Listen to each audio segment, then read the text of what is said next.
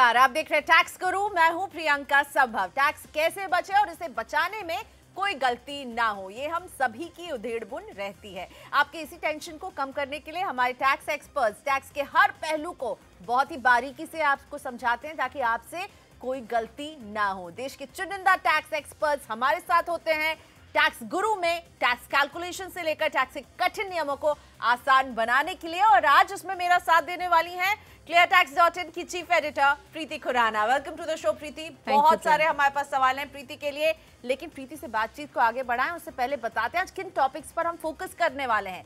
अगर पेरेंट और बच्चा दोनों मिलकर लेते हैं कि एजुकेशन लोन, तो टैक्स की छूट का फायदा कौन क्लेम कर पाएगा? क्या होम लोन के टॉप अप पर भी आपको मिलती है टैक्स छूट? और विरासत में मिली प्रॉपर्टी पर कैसे जोड़ा जाए कैपिटल गेन? तो इन टॉपिक्स पर हमारा खास फोकस रहने वाला है और शुरुआत करेंगे एजुकेशन लोन से। एजुकेशन लोन से जुड़े प्रीति जी बहुत सवाल आते हैं हमारे पास, जहां पे ये हम देखते हैं अमूमन पेरेंट कहते हैं हमने लोन लिया, अब बच्चे की नौकरी लग गई है तो अब वो अपना लोन खुद चुकाएगा। इस सिचुएशन में किसे फायदा मिलेगा? बिल्कुल, तो एजुकेशन लोन पर जो इंटरेस्ट पे किया जाता है उसका डिडक्शन मिलता है अंडर सेक्शन 80E। तो इसमें जितना आपने इंटरेस्ट पे आउट किया है सालाना उसका आप डिडक्शन ले सकते हैं, बट प्रिंसिपल पोर्शन का कोई डिडक्शन नहीं मिलता है।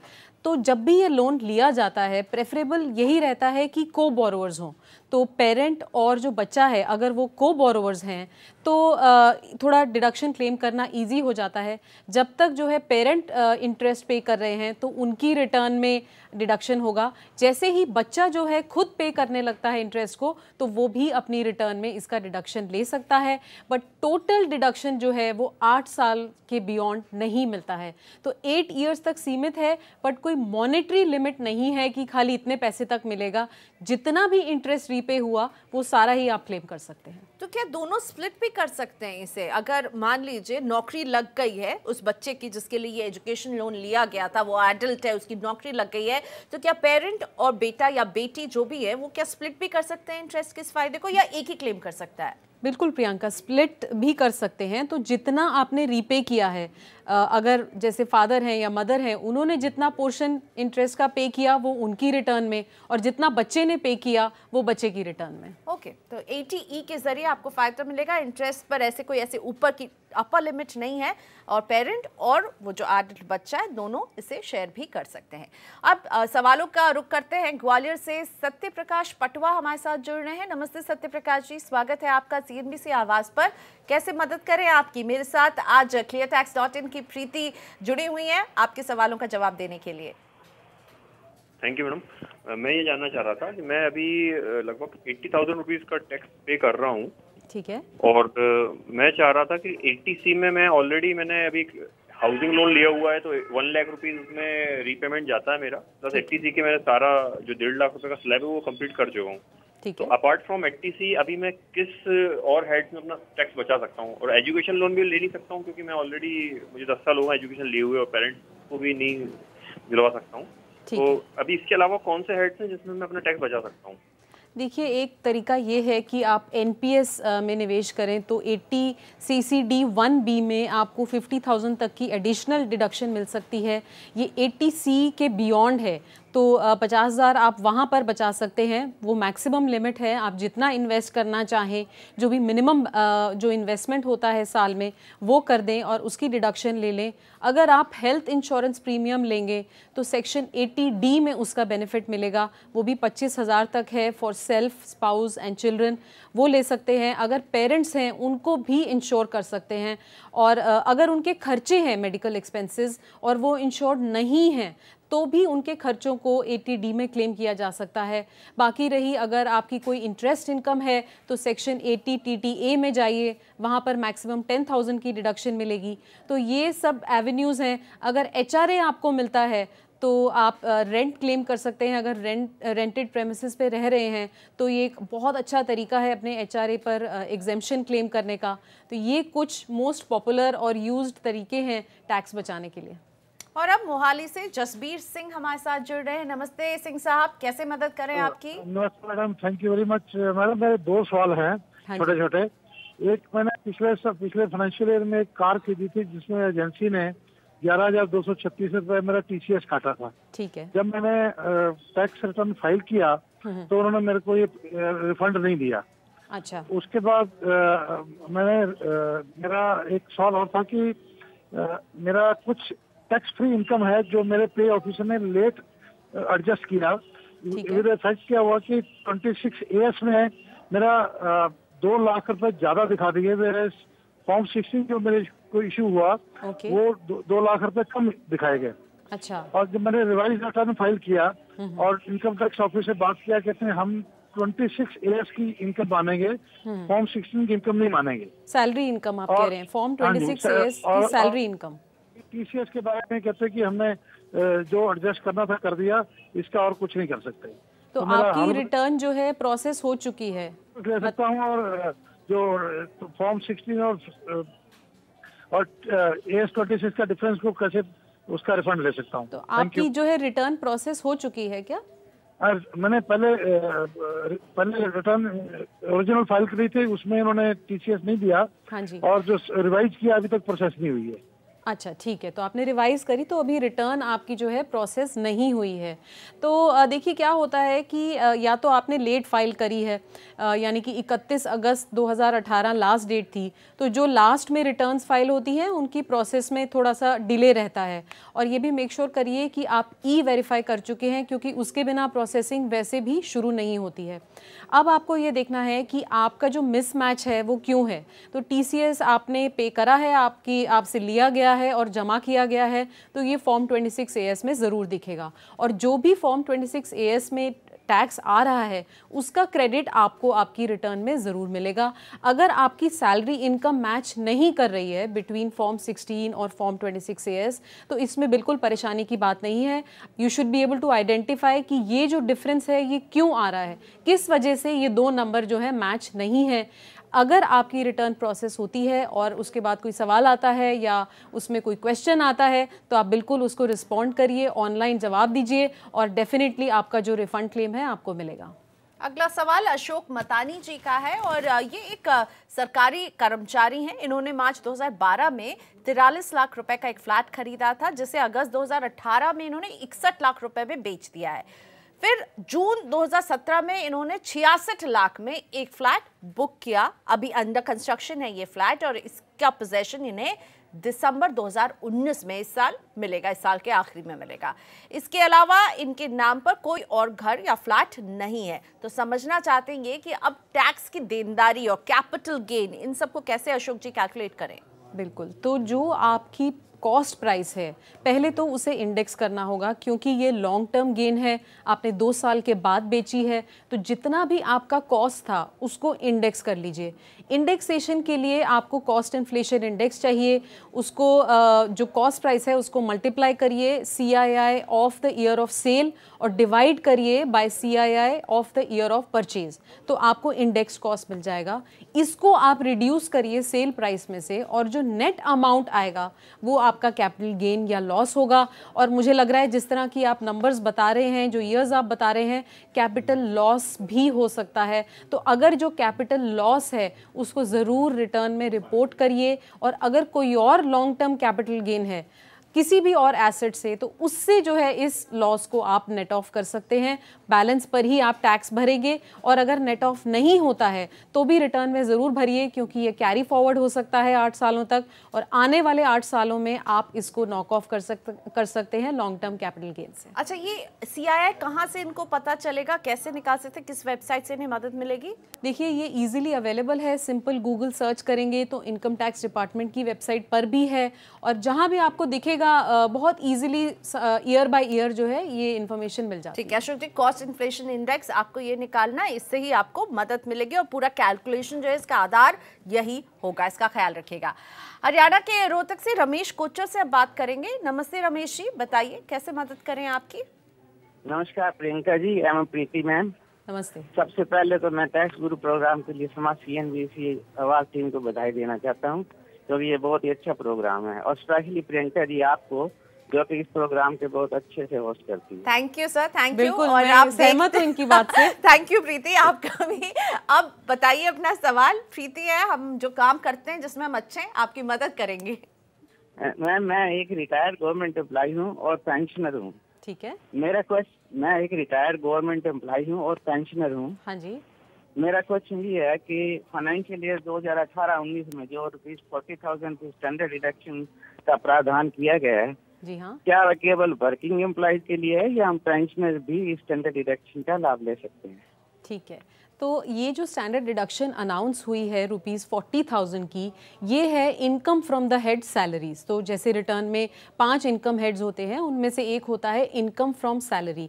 तो जो भी पेंशनर्स हैं जिनको पेंशन मिलती है, वो इनकम भी income under the head salaries report होती है। तो डेफिनेटली आपकी जो भी टोटल सैलरी इनकम निकलेगी जिसमें पेंशन इंक्लूडेड है, उस पर आपको 40,000 का स्टैंडर्ड डिडक्शन मिलेगा। ठीक है, तो यानी आपको रमेश जी बिल्कुल ये स्टैंडर्ड डिडक्शन का फायदा मिलेगा। बिल्कुल सही समझ रहे हैं, आपको भी इसका फायदा मिलने वाला है। और प्रीति, ऐसी सुगबुगाहट आ रही है कि अब अंतरिम बजट में हम देखेंगे स्टैंडर्ड डिडक्शन क्या बढ़ाते हुए नजर आएंगे, ये खबर मिल सकती है? मुश्किल लग रहा है, पिछले साल ही छेड़ा है तो इस साल तो लग रहा है कि नहीं बढ़ाने वाले हैं। चलिए, तो प्रीति कह रही है नहीं बढ़ने वाला है, तो 40,000 का फ्लैट फायदा तो मिलेगा। अब बढ़ेगा या नहीं, अंतरिम बजट का इंतजार करें। टैक्स को लेकर आप उलझे नहीं, बल्कि आपकी मुश्किलों को हम सुलझाएं, और इसमें मदद करने के लिए मेरे साथ आज हैं cleartax.in की चीफ एडिटर प्रीति खुराना। प्रीति, अगला सवाल जो हम आपके लिए लेकर आए, ये सवाल भी अगेन बहुत सारे दर्शक पूछ रहे हैं कि अगर होम लोन का कोई टॉप अप करता है तो उसके बाद टैक्स छूट की क्या प्रक्रिया होती है, क्या प्रोसेस होता है, मिलेगा नहीं मिलेगा, कितने पर मिलेगा? राइट। तो कोई भी लोन हो, चाहे उसको आप होम लोन बुलाएं या पर्सनल लोन बुलाएं, तो income tax act home loan deduction के लिए ये नहीं कहता है कि जो लोन है उसका नाम होम लोन होना चाहिए या टॉपअप होना चाहिए या नहीं होना चाहिए। डिडक्शन आपको मिलेगा basis application of that loan, कि ये आपको लोन का पैसा मिला, अब इसको आपने कैसे यूटिलाइज करा परचेज या कंस्ट्रक्शन में या रिपेयर्स में, तो अकॉर्डिंगली आपको डिडक्शन मिलेगा। अब अगर टॉपअप है, आप दिखा सकते हैं कि इस लोन को आपने परचेज में यूज़ किया या कंस्ट्रक्शन में यूज़ किया, तो डिडक्शन जो है 2 लाख रुपए 1 साल का मिलेगा। अगर रिपेयर्स के लिए यूज़ हुआ है तो 30,000 तक आपको डिडक्शन 1 साल में मिलेगा।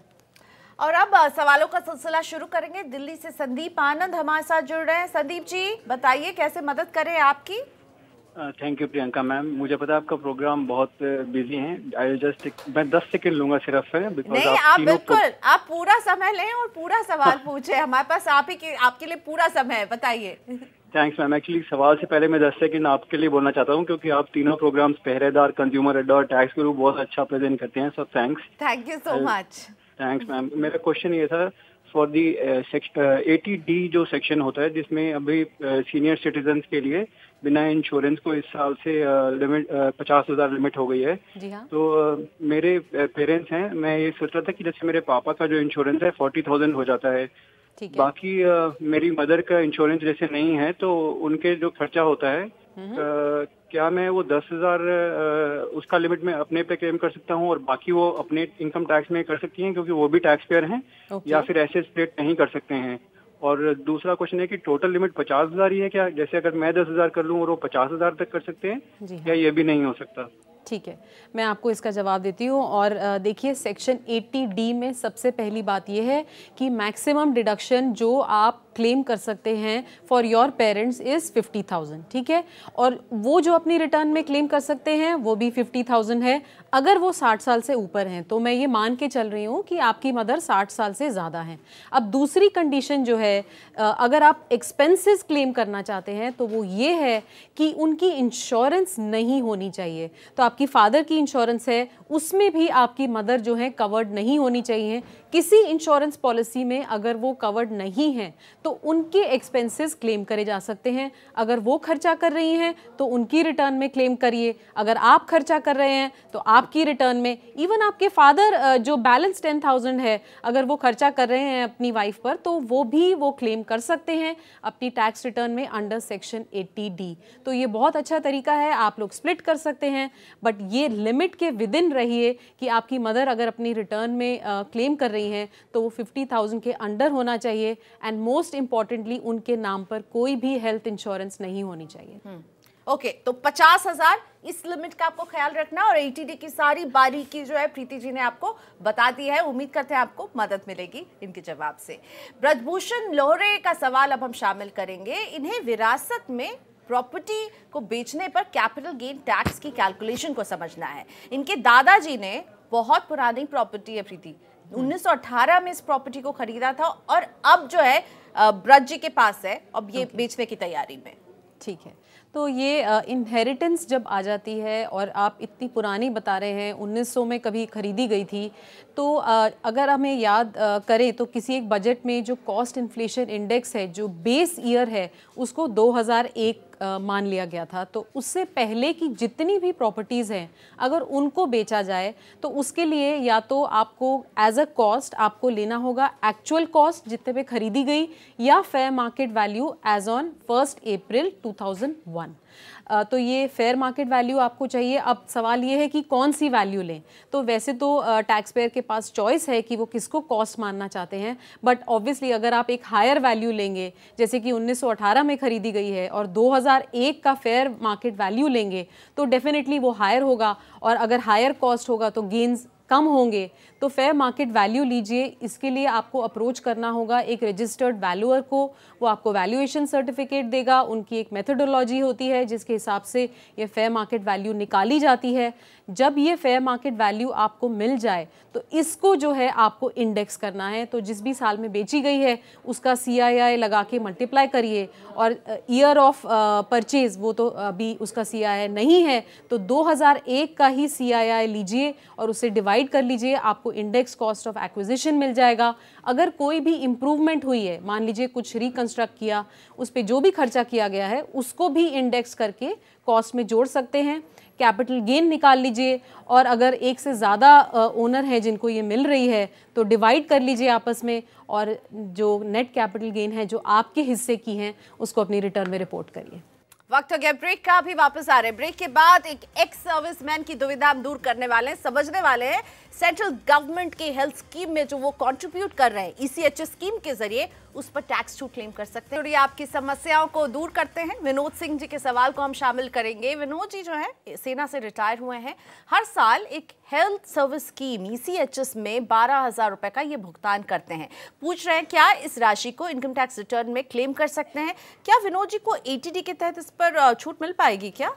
बिल्कुल मिलेगी प्रियंका। अभी रिसेंटली मिनिस्ट्री ऑफ फाइनेंस ने नोटिफिकेशन निकाली है कि जो भी कंट्रीब्यूट कर रहे हैं एक्स सर्विसमैन टू ECHS वो एलिजिबल होगी अंडर सेक्शन 80D, बट ये एप्लीकेबल जो है अगले फाइनेंशियल ईयर से है। तो जो फाइनेंशियल ईयर 1920 है उसमें 80D के अंडर आप इस अमाउंट को क्लेम कर पाएंगे।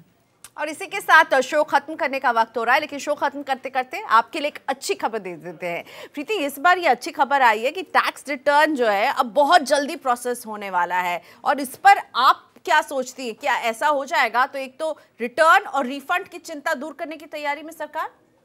देखिए बिल्कुल, रिफंड्स तो पहले ही उन्होंने काफ़ी स्पीड अप कर दिए थे, और जो नए प्रोजेक्ट की आप बात कर रहे हैं वो 2020 से एप्लीकेबल होगा। तो अभी बहुत सारा काम चलेगा इस पे।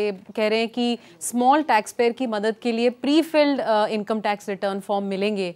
तो इससे डेफिनेटली जो परेशानी है वो थोड़ी कम होनी चाहिए। अगर ऑटोमेटिकली आपके कुछ फिगर्स पॉपुलेट हो रहे हैं तो डेफिनेटली टैक्स पेयर्स के लिए बहुत आराम होने वाला है। बट जैसे कि हमने आज एक क्वेश्चन लिया था कि फॉर्म 16 और फॉर्म 26 AS की सैलरी इनकम उनकी मैच नहीं है, तो अगर वो फॉर्म 26 AS से सैलरी उठाएंगे तो ये बहुत ध्यान रखना होगा कि ये मैचिंग है या नहीं है, तो परेशानी ना बढ़े, यही मैं होप करूंगी। तो चलिए प्रीति आपको आगाह भी कर रही है कि किस चीज के लिए आपको तैयार रहना होगा, या फिर कौन सी वो चीजें हैं जो इस सिस्टम को ध्यान में रखनी होंगी, और इसके लिए उन्हें टैक्स गुरु देखना होगा। तो अब तक 63 दिन में रिटर्न आपका प्रोसेस होता है, लेकिन अगर ये प्री फिल्ड फॉर्म्स आ जाएंगे तो ऐसा दावा किया जा रहा है कि आपका रिटर्न प्रोसेस के दिन बहुत कम हो जाएंगे, एक दिन में आपका रिटर्न प्रोसेस हो जाएगा। चलिए, हमें भी उम्मीद है कि ऐसा ही हो। और इसी के साथ प्रीति, थैंक यू सो मच, आपने वक्त निकाला। टैक्स गुरु में हम लेंगे इजाजत। आप हमें अपने सवाल भेज सकते हैं tax@moneycontrol.com पर। बस सवाल के साथ अपना नाम और मोबाइल नंबर लिखना बिल्कुल ना भूलें। अगले हफ्ते हम फिर हाजिर रहेंगे आपकी टैक्स की उलझन दूर करने के लिए। नमस्कार।